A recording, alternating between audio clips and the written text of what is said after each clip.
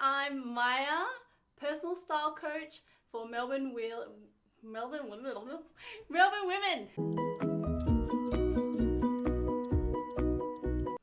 Today I'm not really talking about style. I'm going to be talking about how I got my last promotion when I was last employed.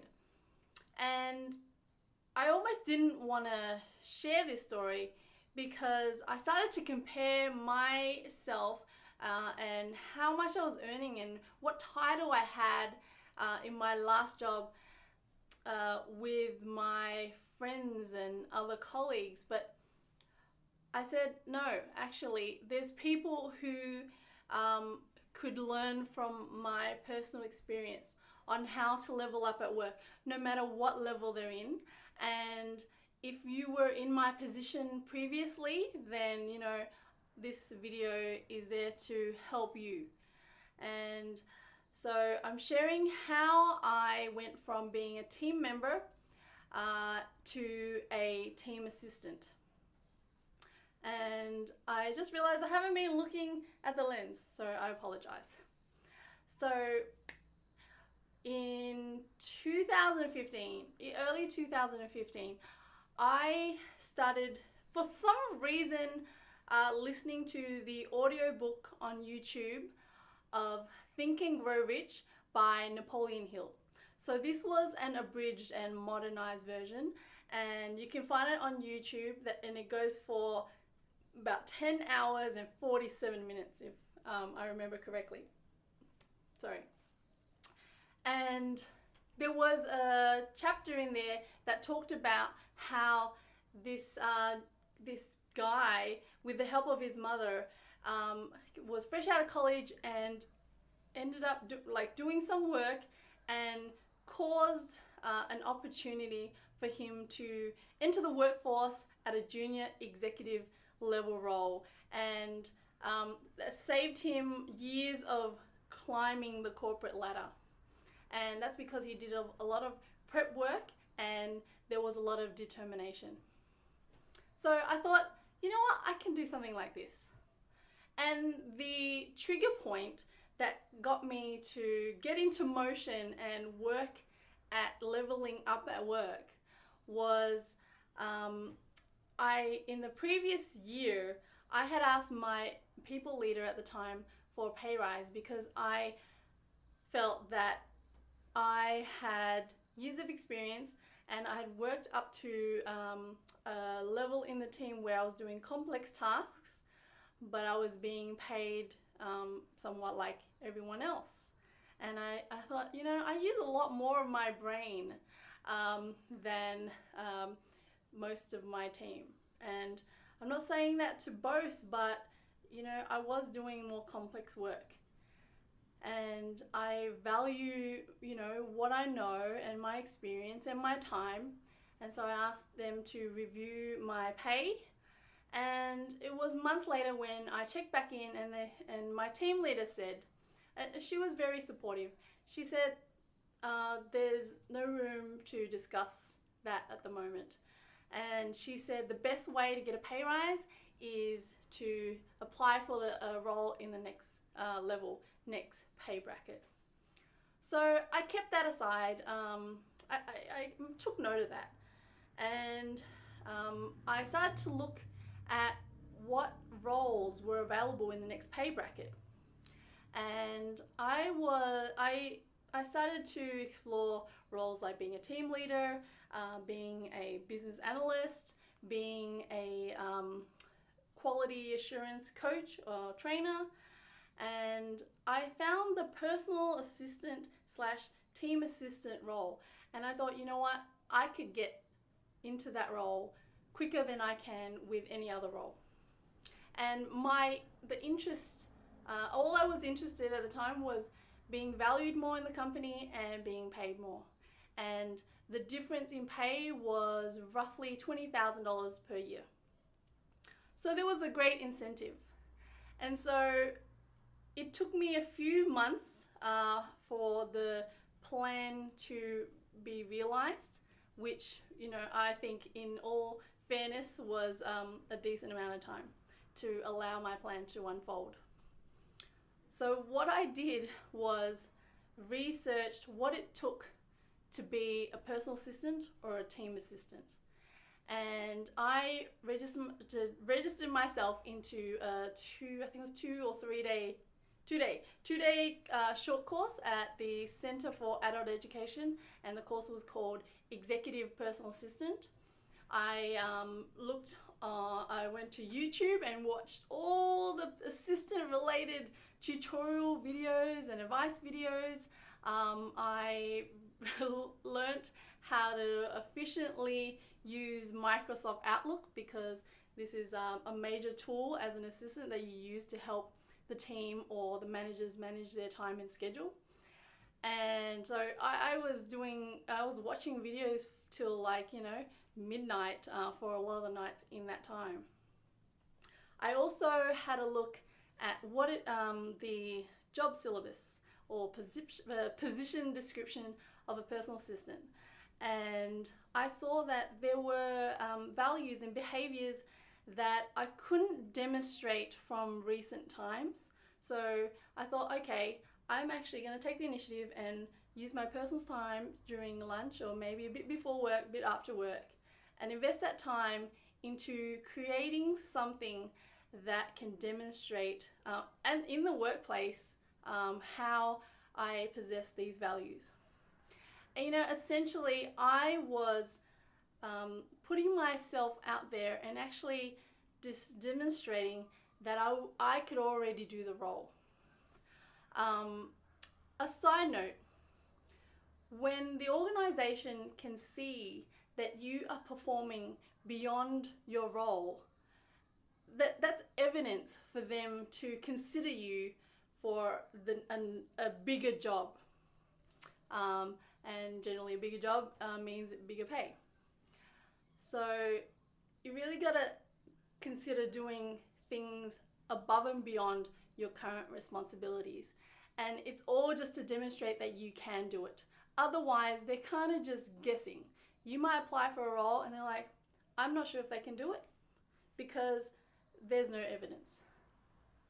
So I started to create evidence that, I can be an assistant, whether it be in my relative department or just somewhere else in the organization that might be parallel, or not too that is still kind of linked.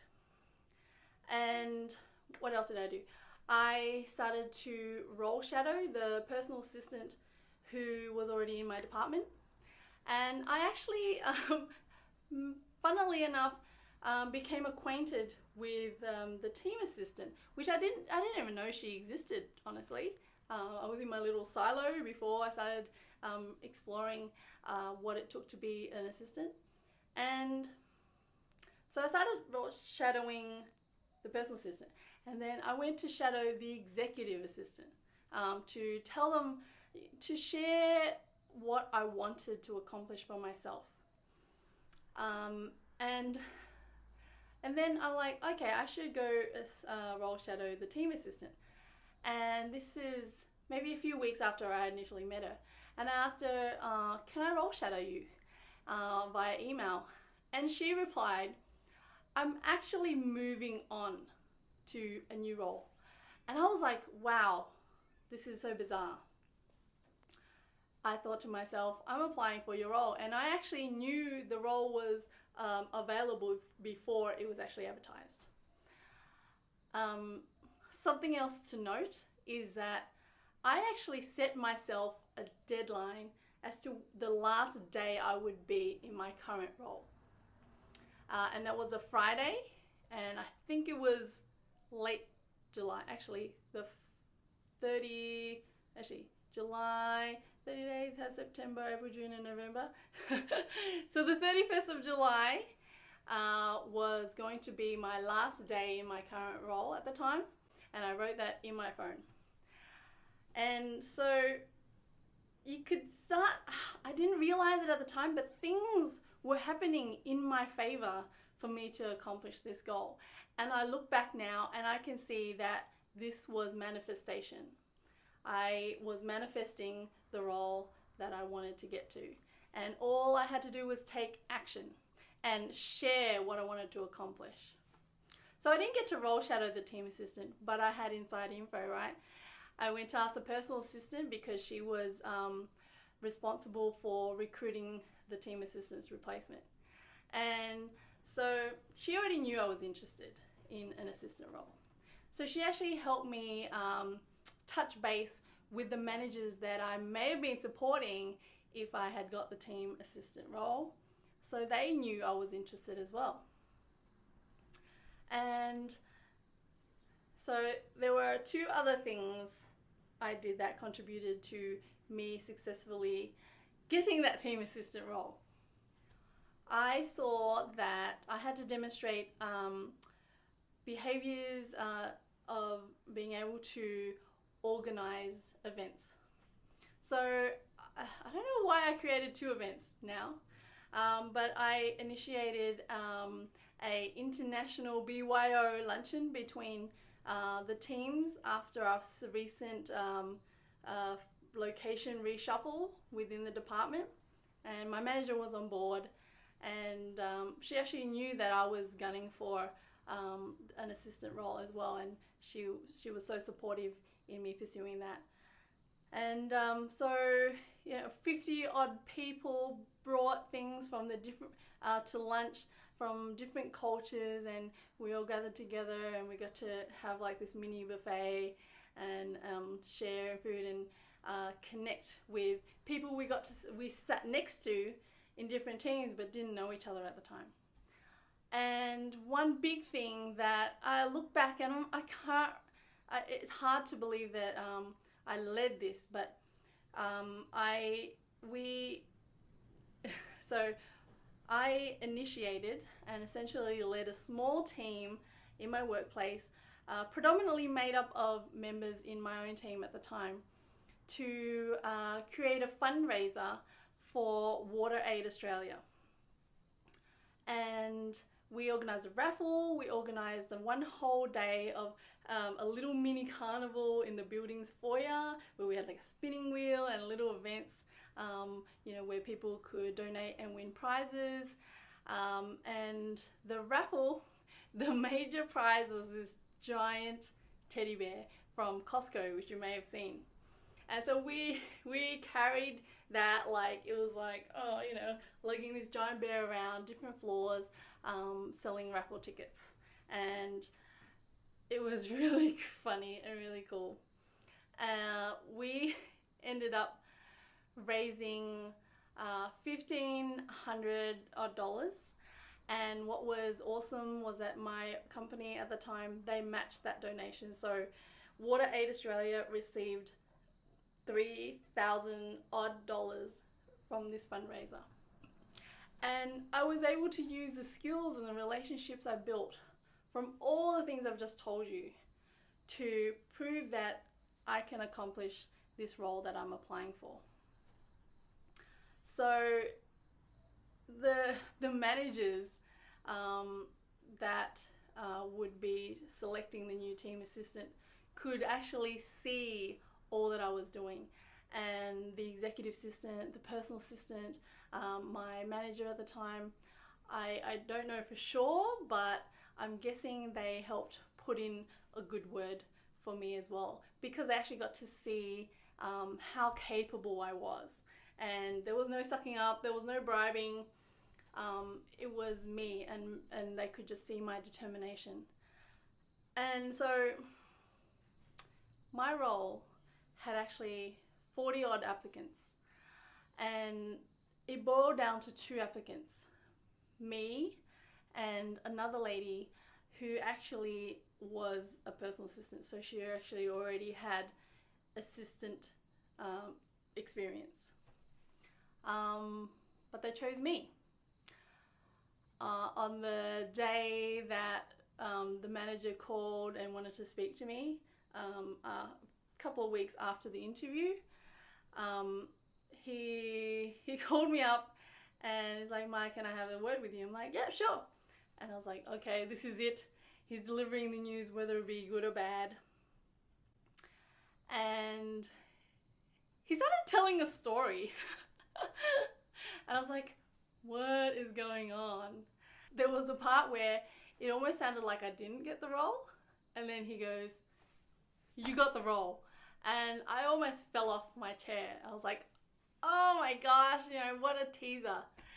And so, yeah, I got the role, and his feedback was that I had started to build relationships within the wider team, which would just help me fulfill that role that I had applied for.